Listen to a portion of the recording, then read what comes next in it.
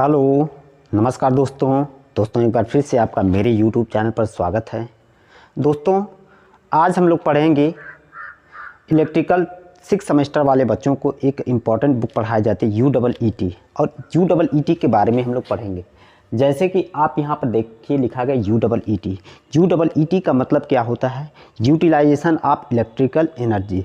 इसके पहले UEET की इंट्रोडक्शन क्लास मैंने बताया था कि UEET में क्या क्या सिलेबस आपको दिया गया और कौन कौन से टॉपिक आपको पढ़ना है। तो आप उस वीडियो को देखना चाहते हैं तो देख सकते हैं। बाकी UEET में जो आपका पहला चैप्टर है प्रदीपन। तो दोस्तों आज हम लोग प्रदीपन के बारे में पढ़ेंगे। प्रदीपन को हम लोग एल्यूमिनेशन भी कहते हैं। यहाँ पर एल्यूमिनेशन लिखा गया है, यानी ये प्रदीपन। तो प्रदीपन को समझने के लिए दोस्तों आपको सबसे पहले प्रकाश के बारे में समझना पड़ेगा कि प्रकाश क्या चीज़ें होती हैं। क्योंकि जो हमारा प्रदीपन होता है एक प्रकार से टेक्निकल शब्द है और इसका सीधा सा मतलब होता है प्रकाश से। यानी अगर आपको कहीं भी प्रदीपन करना है यानी वहाँ पर प्रकाशीय व्यवस्था को करना है दोस्तों, तो ये प्रदीपन का स्तर कम या ज़्यादा हो सकता है। इसको आगे हम लोग समझेंगे, लेकिन तो आप अभी इतना ही समझिए कि प्रदीपन का मतलब प्रकाश से होता है। और प्रकाश जो होता है इस चैप्टर में हमको प्रदीपन के बारे में पढ़ना है, यानी इल्यूमिनेशन के बारे में पढ़ना है। और इल्यूमिनेशन के अंतर्गत अलग अलग प्रकार की हम लोग प्रकाशीय व्यवस्थाओं के बारे में पढ़ेंगे। यानी हम लोग प्रकाशीय व्यवस्था कैसे करते हैं और किन जगहों पर किस स्तर का किस लेवल का हमारी प्रकाश होना चाहिए, इन सभी चीज़ों के बारे में हमको पढ़ना है। तो इसमें सबसे पहले हम लोग देखिए प्रकाश के बारे में स्टार्ट करते हैं कि प्रकाश क्या होता है दोस्तों। तो मैं आपको बताना चाहूँगा कि प्रकाश एक प्रकार की क्या होती है, ऊर्जा होती है, एक प्रकार की एनर्जी होती है जो ऐसे पदार्थों से यह विकिरण होती है, रेडिएट होती है जिसका तापमान क्या हो, बढ़ा हुआ होता है। यानी अगर किसी भी बॉडी का या किसी भी पदार्थ का आप टेम्परेचर बढ़ा दें, उसका तापमान बढ़ा दें, तो वह लाइट को यानी प्रकाश को एमिट करने लगती है। तो जैसा कि आपको लिखा गया, प्रकाश एक प्रकार की ऊर्जा है जो ऐसे पिंडों से विकिरण होती है जिसका तापमान बढ़ा हुआ है। और दूसरी बात प्रकाश के बारे में आप जानते रहिए कि इस पूरे पृथ्वी पर प्रकाश का जो मुख्य स्रोत होता है वह हमारा क्या होता है, सूर्य होता है दोस्तों। सूर्य के द्वारा ही सभी प्रकार की वस्तुएं दीप्तिमान होती है। और इस पूरे पृथ्वी पर जो ऊर्जा का मुख्य स्रोत है वह भी क्या होता है, हमारा सूर्य ही होता है। सूर्य से ही सभी वस्तुओं को, सभी चीज़ों को क्या मिलती है, ऊर्जा मिलती है। अगली बात अगर आप ध्यान देंगे तो जो प्रकाश होता है वह एक स्थान से दूसरे स्थान तक गमन करता है, यानी एक स्थान से दूसरे स्थान तक जा सकता है। जैसे आप अंधेरे में हैं, आप कोई दूर से कोई आपको आदमी दिखाई दे रहा है या कोई वस्तु को देखना है, तो आप टार्च मारेंगे तो टार्च से जो भी रोशनी निकलेगी, जो भी प्रकाश निकलेगा उस व्यक्ति तक जाएगा और उस प्रकाश से उस व्यक्ति या उस वस्तु को आप देख सकते हैं। तो उसी प्रकार से प्रकाश एक स्थान से दूसरे स्थान तक गमन करता है। और ये जिस माध्यम से गमन करता है उसको हम लोग कहते हैं इलेक्ट्रोमैग्नेटिक वेव। यानी प्रकाश एक प्रकार की इलेक्ट्रोमैग्नेटिक वेव होती है दोस्तों। इलेक्ट्रोमैग्नेटिक वेव का मतलब क्या होता है, विद्युत चुंबकीय तरंग के रूप में क्या करती है, गमन करती है। यानी विद्युत चुंबकीय तरंग के रूप में हमारे क्या होती है, प्रकाश क्या करती है, गमन करती है। और जो प्रकाश की चाल होती है वह कितना होती है, 3 × 10⁸ मीटर पर सेकेंड होता है दोस्तों। यह बहुत ही कम समय में बहुत अधिक स्पीड से गमन करता है।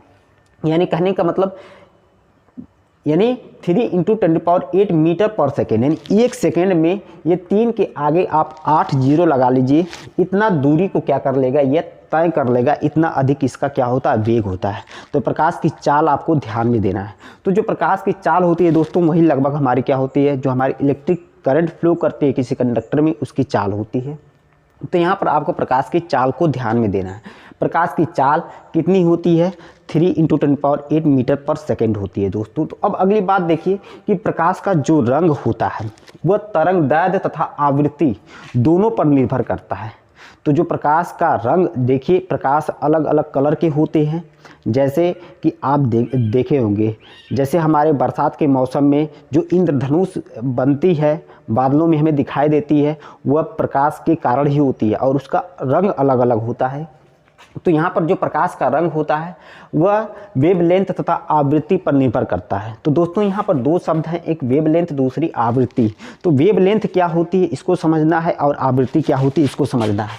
तो सबसे पहले यह क्या है, एक प्रकार की वेव है। वेव का मतलब तरंग होता है दोस्तों। यह क्या है, वेव है। वेव का मतलब क्या होता है, तरंग।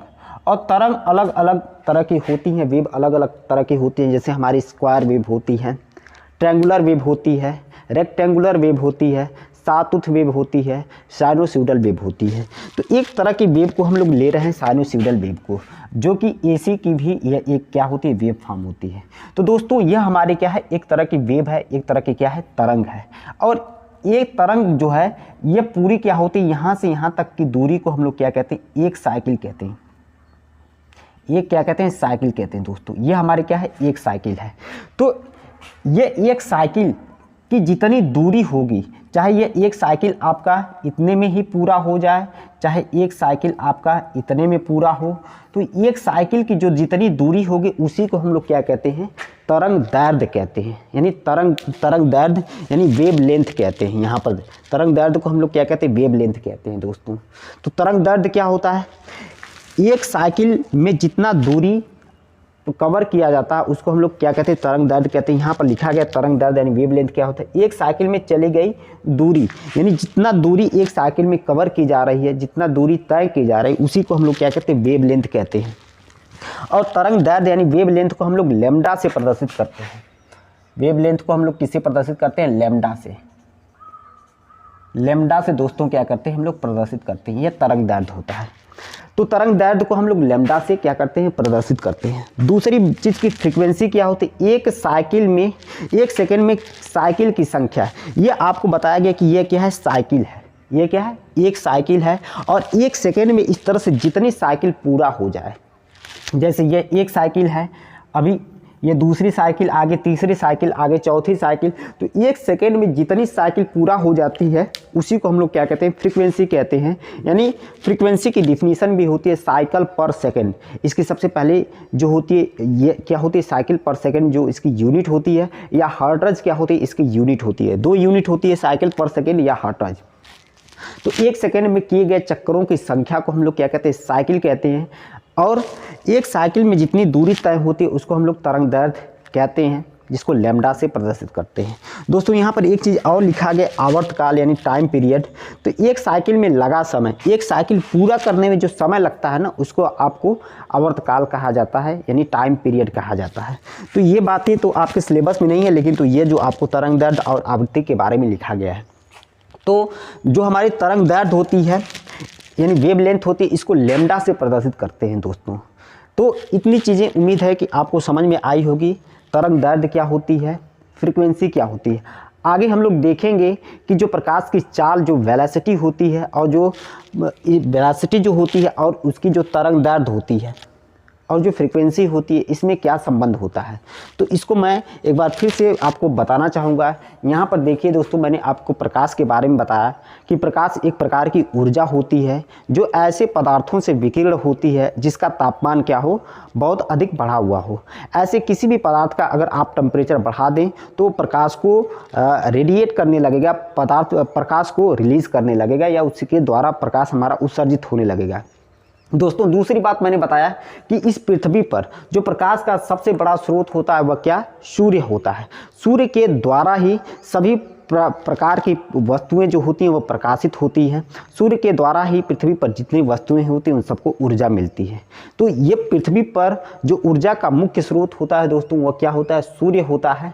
और जो प्रकाश होता है वह इलेक्ट्रोमैग्नेटिक वेव के रूप में क्या करता है, गमन करता है। और वेव का मतलब मैंने बता दिया आपको कि क्या होता है, तरंग होता है। तरंग अलग अलग तरह की होती हैं, square wave, sinusoidal wave, rectangular wave, sawtooth wave. तो ये जो होती है तरंग के रूप में क्या करती है, गमन करती है। और जो जिस चाल से चलती है उसकी चाल को हम लोग क्या, चाल को हम लोग 3 × 10⁸ मीटर पर सेकेंड के बराबर हम लोग इसको बताते हैं। यानी जो प्रकाश की चाल होती है वह कितना होती है, 3 × 10⁸ मीटर पर सेकेंड होती है। तो यहाँ दोस्तों एक चीज़ और बताया गया कि प्रकाश का जो रंग होता है वे वेवलेंथ तथा आवृत्ति पर निर्भर करता है।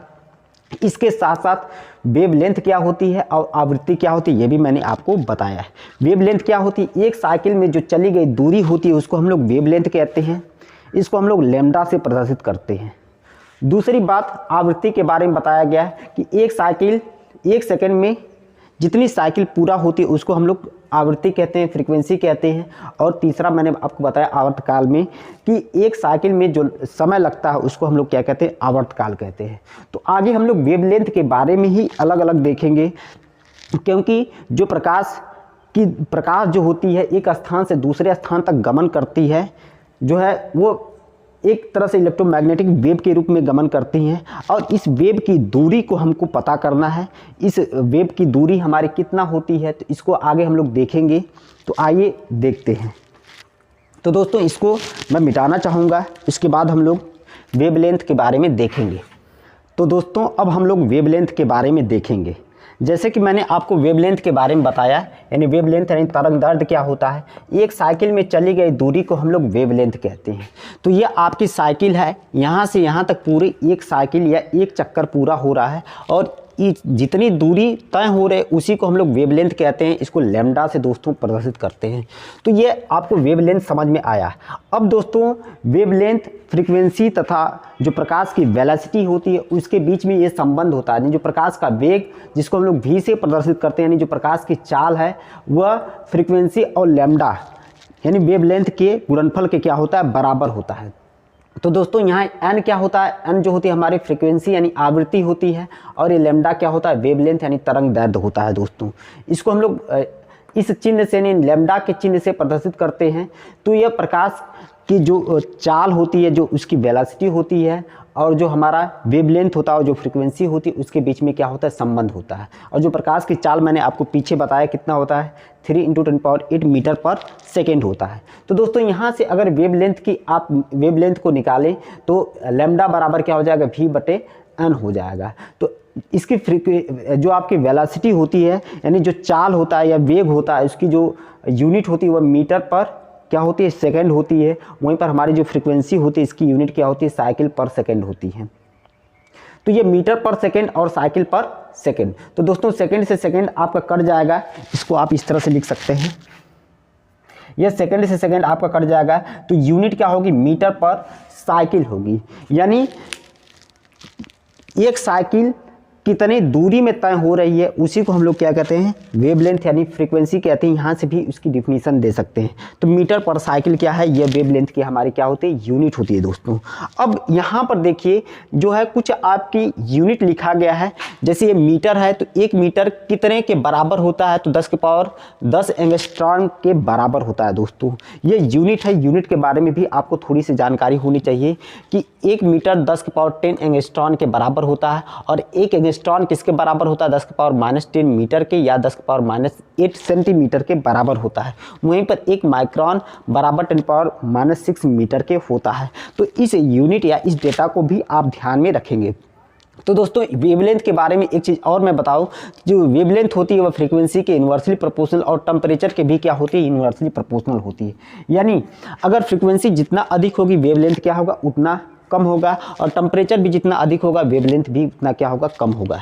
तो यहाँ से एक चीज़ अगर आप देखेंगे तो ये आपकी एक जो है वेव को दिखाई गई, एक तरंग को दिखाई गई है, और इसमें यह हाई फ्रीक्वेंसी को दिखाया गया है। यानी इसमें चक्कर बहुत ही तेज़ से और रिपीट हो रहे हैं। तो इसमें देखिए जो एक साइकिल में जो तय की गई दूरी है वो बहुत कम है, यानी लैम्डा का मान बहुत कम है, यानी फ्रीक्वेंसी इसकी बहुत अधिक है। वहीं पर तो ये फ्रीक्वेंसी अधिक है, इसको हाई फ्रीक्वेंसी कहेंगे दोस्तों। वहीं पर ये हमारे देखिए लो फ्रीक्वेंसी को दिखाया गया है, यानी इसमें जो है फ्रीक्वेंसी कम है तो हमारे तरंग दैर्ध्य यानी लैम्डा का मान क्या है, अधिक है। तो ये जो लैम्डा होता है, तरंग दैर्ध्य होता है, वो फ्रीक्वेंसी की क्या होता है, इन्वर्सली प्रोपोर्शनल होता है, यानी व्युत्क्रमानुपाती होता है। दोस्तों तो दोस्तों अब और क्या चीज़ें इसमें थोड़ी सी चीज़ें रह गई हैं। यहाँ पर देखिए अलग अलग जो है वेवलेंथ के लिए अलग अलग कलर की जो वेवलेंथ होती है उसकी रेंज क्या होती है उसको आपको लिखा गया है। जैसे यहाँ पर देखिए बैगनी है, नीला है, हरा है, उसके बाद जो है पीला है, नारंगी है, लाल है। तो ये अलग अलग कलर हैं और इसकी वेवलेंथ यहाँ पर लिखी गई है। ये भी चीज़ें आपको ध्यान में होना चाहिए।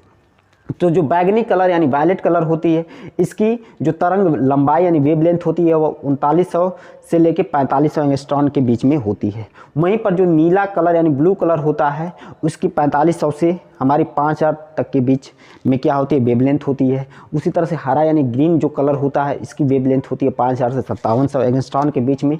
वहीं पर पीला जो यानी येलो कलर होता है वो 5700 से 5900 के बीच में इसकी वेवलेंथ होती है। और ग्रीन कलर जो होती है 5900 से 6200 के बीच में वेवलेंथ होती है। और लाल कलर जो होती है वो 6200 से 7600 एंगस्ट्रॉन के बीच में होती है।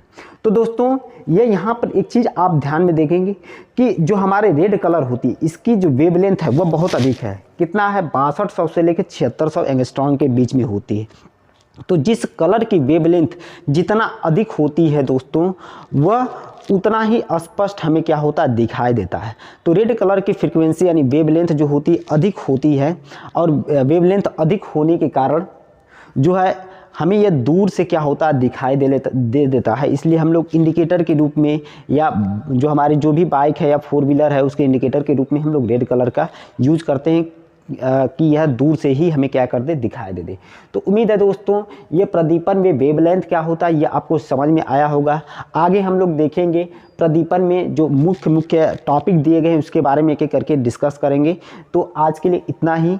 वीडियो देखने के लिए आपका बहुत बहुत धन्यवाद। Thank you for watching video.